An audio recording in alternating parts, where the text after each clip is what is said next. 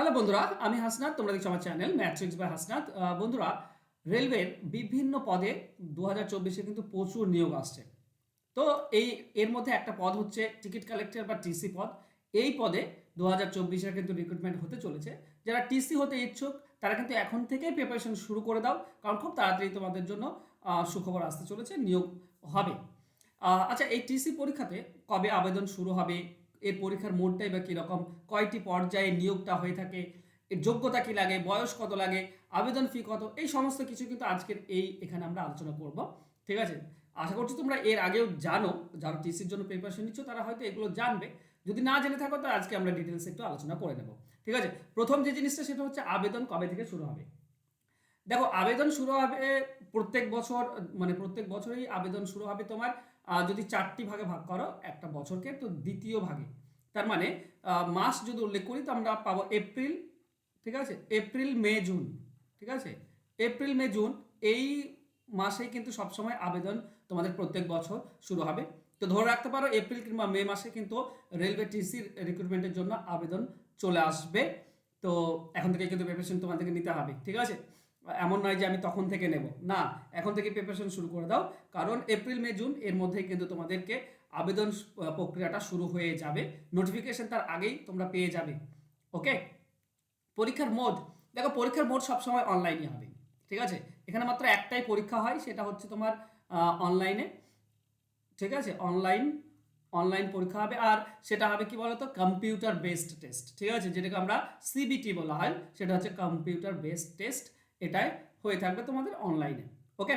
এরপর দেখো নির্বাচন পর্যায়ে অনেকগুলো পর্যায়ে আছে, শুধুমাত্র পরীক্ষা দিয়েই যে তোমার নিয়োগ হয়ে যাবে তা নয়।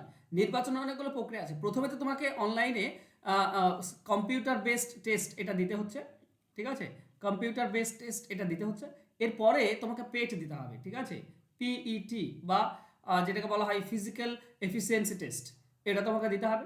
ঠিক আছে? ফিজিক্যাল এফিসিয়েন্সি টেস্টের পরে যেটা দিতে হয় সেটা হচ্ছে তোমার মেডিকেল হয়। ঠিক আছে?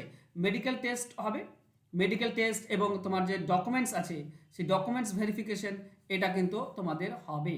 আর লাস্ট যে স্টেজটা রয়েছে যেখানে, সেটা হচ্ছে তোমার ইন্টারভিউ, বা বলতে পারো পার্সোনাল ইন্টারভিউ যেটা হয়ে থাকে। ঠিক আছে? বা ভাইবা যেটাকে বলে থাকি আমরা, সেটা হবে লাস্ট স্টেজে। তারপরে কিন্তু নিয়োগ। ওকে? যোগ্যতার কথা যদি বলি, তো যদি তুমি এডুকেশনাল কোয়ালিফিকেশন বলো তাহলে +2 যেটা হয়, মানে এইচএস পাস। ঠিক আছে? এইচএস বা এইচএস এর ইকুইভ্যালেন্ট যেগুলো রয়েছে তুমি সেগুলো দিতে পারো। কমার্স, আর্টস, সায়েন্স এটা কোনো ব্যাপার না, তুমি যে কোনো স্ট্রিমে হোক না কেন তুমি কিন্তু এই পরীক্ষা দেওয়ার যোগ্য, যদি তুমি এইচএস পাস করে থাকো। আর বয়সের কথা যদি বলি তো এজ লিমিট রয়েছে এখানে 18 থেকে 30। 18 থেকে 30 বছর এটা হচ্ছে এজ লিমিট। এই মধ্যে তোমাকে হতে হবে, তাহলে তুমি আবেদন করার যোগ্য হবে। ঠিক আছে? আবেদন ফিজ যদি তুমি জেনারেল এবং ওবিসির কথা বলো, ঠিক আছে, জেনারেল এবং ওবিসির কথা যদি বলো তো এর আবেদন ফিজ হচ্ছে 500 টাকা। আর এসসির জন্য, ঠিক আছে, এসসির জন্য তোমার আবেদন ফিজ হচ্ছে 250 টাকা, অর্ধেক। ঠিক আছে?